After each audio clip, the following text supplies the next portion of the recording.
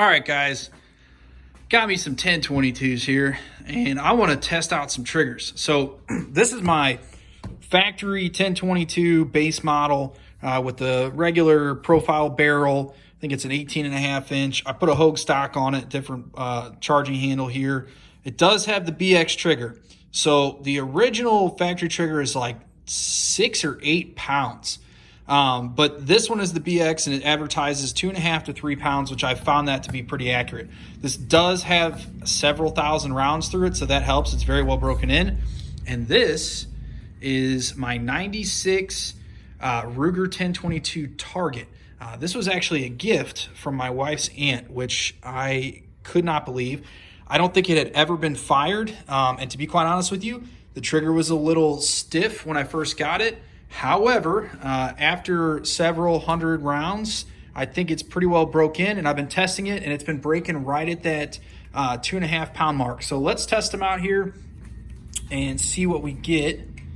Let's start with the factory 1022 with the BX trigger. So I guess we're really testing the trigger more than anything, or the BX trigger, I guess you should say.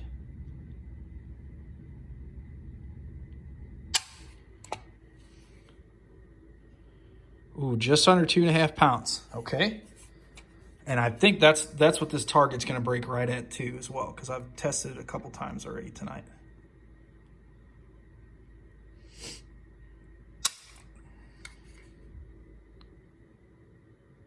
Dead even. Exactly the same. Now, I will say, whereas this trigger is fine. Like, this is my hunting setup. I've got this fixed 6-power primary arms optic on there, which is super cool. This is my hunting setup. It's nothing super special by any means. It's just meant to be rugged and durable. This trigger, to me, has quite a bit more take up to it. It's hard to do with one hand here, but I just feel like it's a little, by comparison, sloppier. And the profile, I'm not super hip on. See, you can see quite a bit of play in the trigger shoe itself, this plastic trigger shoe. The profile is very different compared to the old school one here. Again, it's not bad, like, by any means. I just think that the Target one is quite a bit crisper. So I know you guys can't really feel it, but I'll try to give you an idea here. Not really, you know, it's not really discernible take up. You're just kind of hitting that kind of a little bit of a mushy wall there.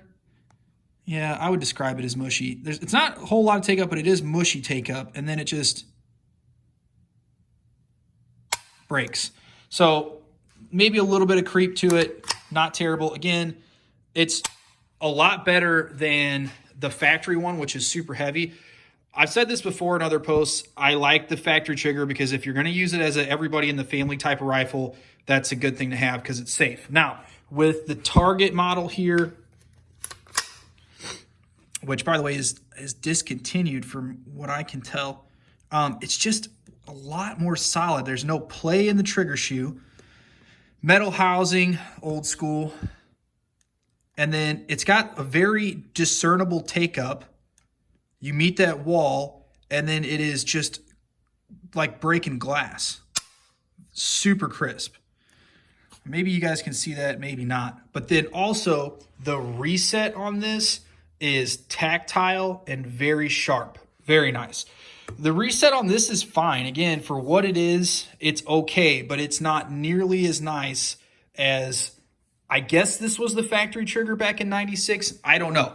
I don't know if maybe Ruger fancied these up a little bit, put a little bit more work into the trigger groups for the Target models. It does have this Cold Hammer forged bull barrel on it, match grade or Target grade barrel. From what I can tell, the receiver and bolt and everything is the same of what they would have put out that year. But to me, this trigger is 10,000 times better than the factory triggers that they put in them today. And I would say that it's better than the BX trigger, which is, for all intents and purposes, the upgrade from Ruger. But both great, super, super accurate rifles. This one, like CCI Mini Mag, I'm kind of running low on it, so then I picked up this Federal Champion here, and it groups pretty good. I still got a couple hundred rounds of the Mini Mag, but honestly, I've been doing a lot of plinking with it, and I'm going to go squirrel hunting, so I'm going to need quite a bit of ammo for that. And then I bit the bullet, so to speak, and splurged on this RWS special match for the target rifle here. Got this out the other day. I've shot, let's see, I want to say 12 different ammos through this rifle. Oddly enough, this old school Centurion that whenever you shoot it, it smells like crayons, shoots really well through that. From 50 yards, I get about a 1/2 inch group. From 50 yards with the special match, I can put all of them pretty much in the same hole. It's about a 1/4 inch group, so just a little bit better. This shit was not cheap. I don't even want to talk about it, but I got 500 rounds of it, so that should last me a while. Might shoot some PRS, might dabble in NRL 22. I don't know if this would even make the rule sets for it. I might have to shoot open class because the rifle's discontinued. I don't know, but yeah, pretty cool. This one's got, they both have BDC optics on them. This is the Primary Arms fixed 6 power with the ACSS reticle in it.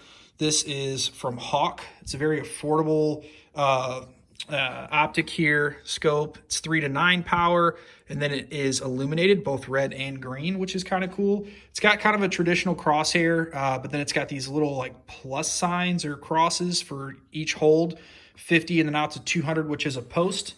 But yeah, pretty cool little setups. I think eventually I'll probably go with a different optic, maybe a little bit taller to get a couple more mils or a little bit more of adjustment out of it to shoot further. But right now, this one's definitely a tack driver, and this one is my reliable little hunting setup. But yeah, dig in the 1022 life for sure. But yeah, super grateful. Again, that was a gift, and I can't say enough how truly floored I was by that. But yeah, all right, keep shooting, guys.